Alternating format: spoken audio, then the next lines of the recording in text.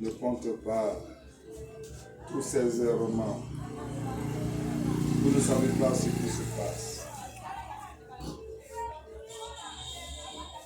Ce que le Seigneur est en train de montrer ici est difficile à comprendre. Donc il faut perturber à travers ces enfants. Il faut les perturber parce que c'est trop difficile.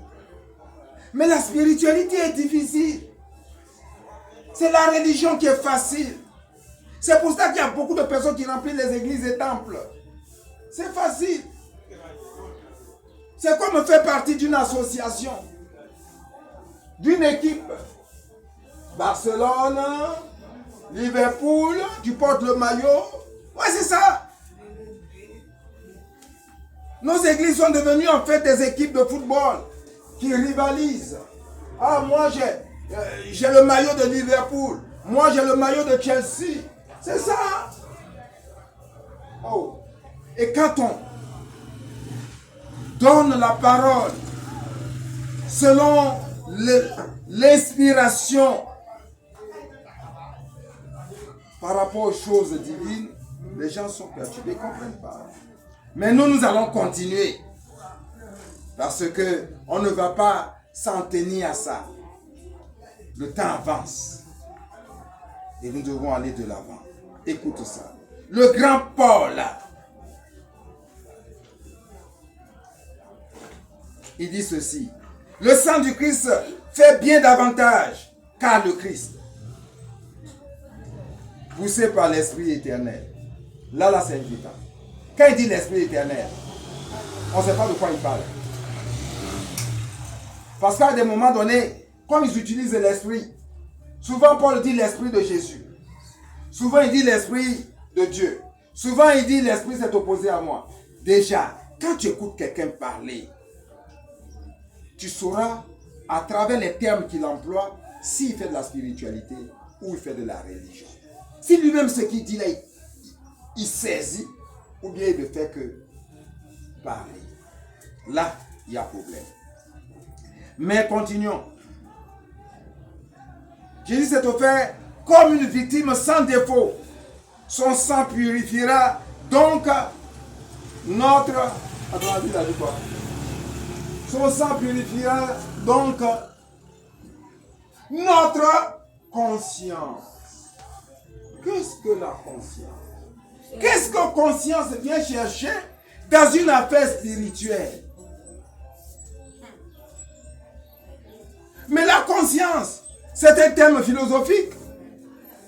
Et les Grecs, Paul est passé par là, ont enseigné sur la conscience. Ils disent que c'est la conscience qui est l'homme. Et dans la conscience, ils parlent du libre arbitre. Et pour eux, la conscience se résume en fait à la qualité d'être de raison de l'homme. Parce que le mental de l'homme, selon eux, c'est ce qui fait qu'ils sont différents des animaux. Alléluia. Oui, parce que l'homme, au niveau de son mental, il ne sait pas parce que Dieu a donné un coefficient supérieur, mais sinon, l'animal aussi a un mental. Donc si on veut partir du fait que c'est parce que l'homme a un mental supérieur, qu'il est créé à l'image et à la ressemblance de Dieu, mais on se trompe littéralement. Conscience. Paul parle de conscience. Non. La conscience n'intervient pas dans les choses spirituelles. C'est l'âme qui intervient. Et ce que vous appelez libre arbitre, c'est ce que Dieu appelle la liberté des enfants de Dieu. Que le Seigneur dit, je mets devant toi la mort et la vie. Choisis la vie. Non, ce qui fait la différence entre l'homme et l'animal, ce n'est pas au niveau du mental, ni au niveau de la conscience. C'est au niveau de l'âme. Qui fait que l'homme est créé à l'image et à la ressemblance de Dieu. Parce que son âme reste une demeure qui peut accueillir le divin. Alléluia. Amen. Et c'est ça la grande différence. Oh, Et Paul est en train de parler donc de conscience. Et c'est sur ces écrits que se sont bâties toutes les théologies de Vatican II en désaveu de Dieu. Le mental, la raison guide ce que notre Seigneur Jésus-Christ a enseigné et qui est de l'ordre de l'âme. Tant que ton mental joue, tant que ton corps joue, tu resteras toujours à la culture. Les choses spirituelles te paraîtront du chinois. Alors que Jésus lui-même dit, pour ceux qui auront reçu la révélation de la troisième personne de la très sainte Trinité, elle vous donnera de connaître les choses cachées à ces grands savants, à ces grands docteurs qui brandissent leur doctorat en théologie, en droit canon, en droit spirituel, etc. et qui sont vides en leur âme.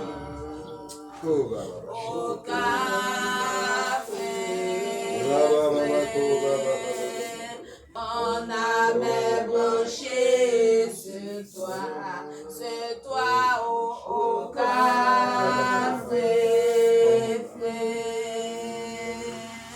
Je t'ai trouvé à l'aube, avec toi se réjouit mon âme, comme un arbre planté au bord de l'eau. Oh, nous allons maintenant dans l'illusion de la raison et sont collés à la religion.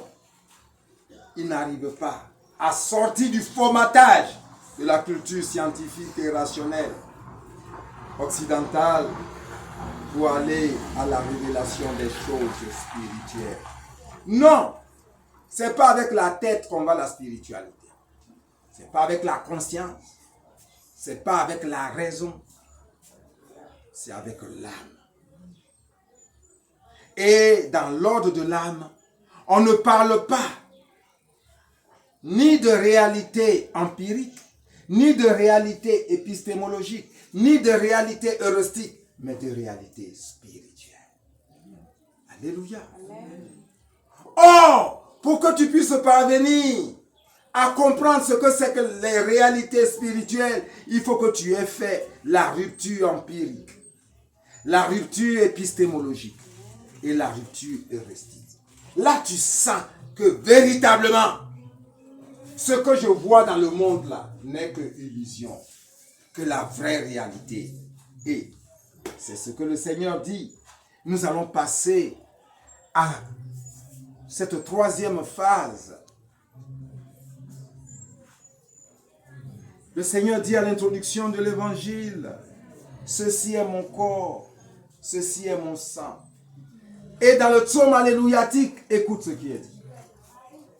Et les gens vont chanter ce psaume. Et ils vont chanter, alors que honnêtement, ils n'auront pas le courage de dire, on ne comprend rien. Ils ne comprennent pas. Alléluia. Et ça fait des années qu'ils sont dedans.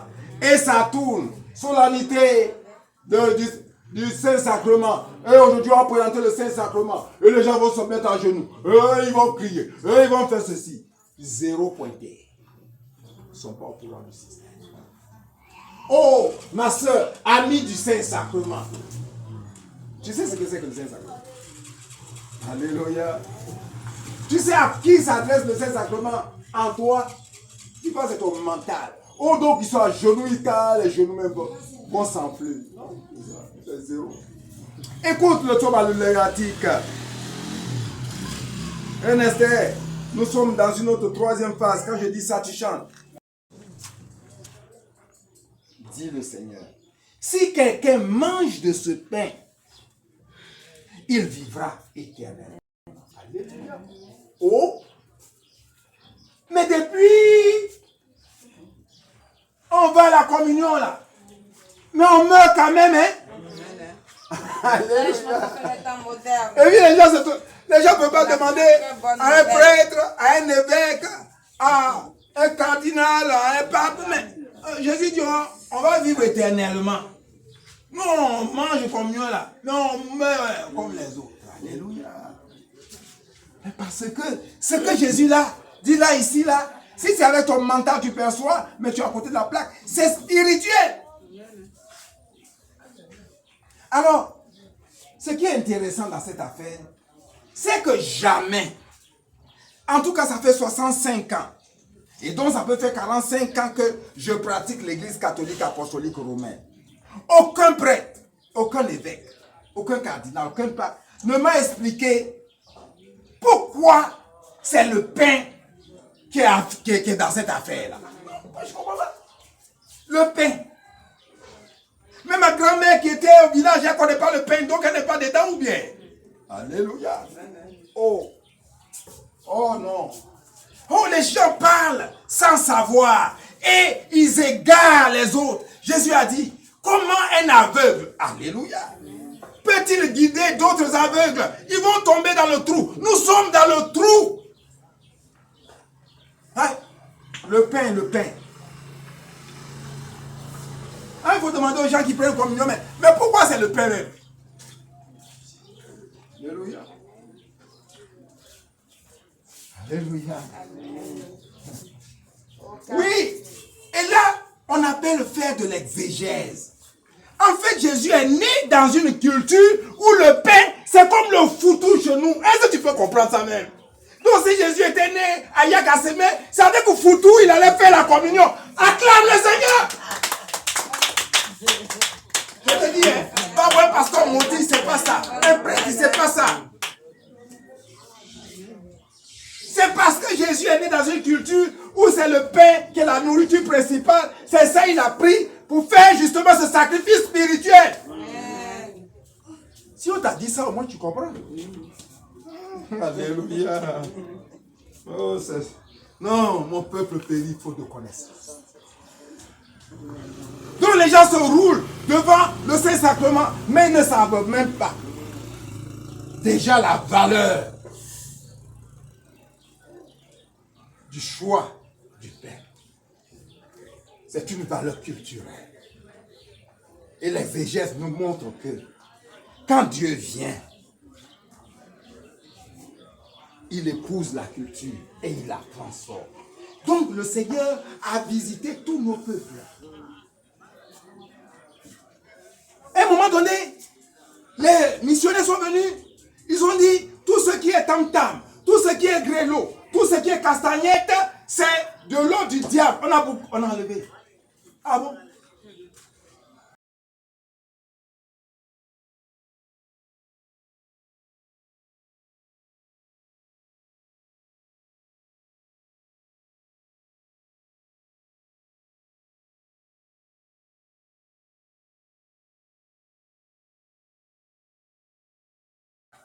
Et le Seigneur nous a rejoints en ce 27 novembre 2016 pour nous dire voici la vérité, voici la révélation. Si quelqu'un mange de ce pain, si quelqu'un mange de ce foutou spirituel, non, ce n'est pas le pain de la boulangerie, ce n'est pas le pain farine matérielle. Oh, tu peux comprendre ça? Tu comprends pas. Oh, pour que tu comprennes ça, il faut que tu aies compris le principe de la sorcellerie. Alléluia. Parce qu'en fait,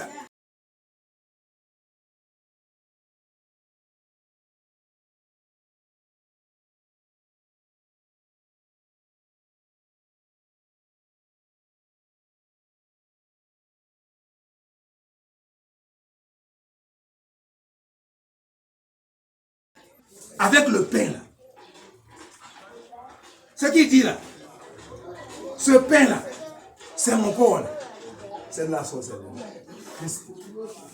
Le principe de la sorcellerie, donc c'est pas Satan qui a inventé ça, que on va te donner du riz à manger et puis oh, tu es en train de manger ta soeur. Tu as compris?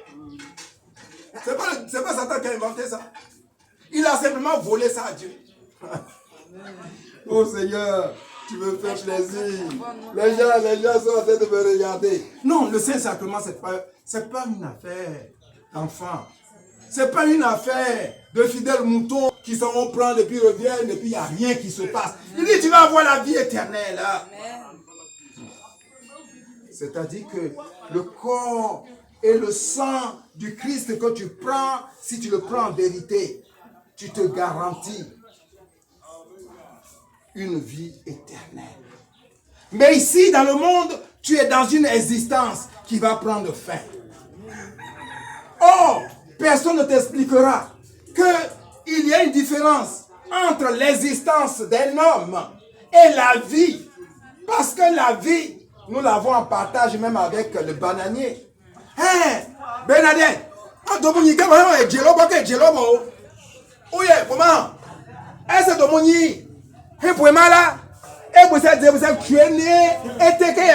c'est qu'il y a de la vie. Quand tu déracines une plante, tu déposes, ça se dessèche.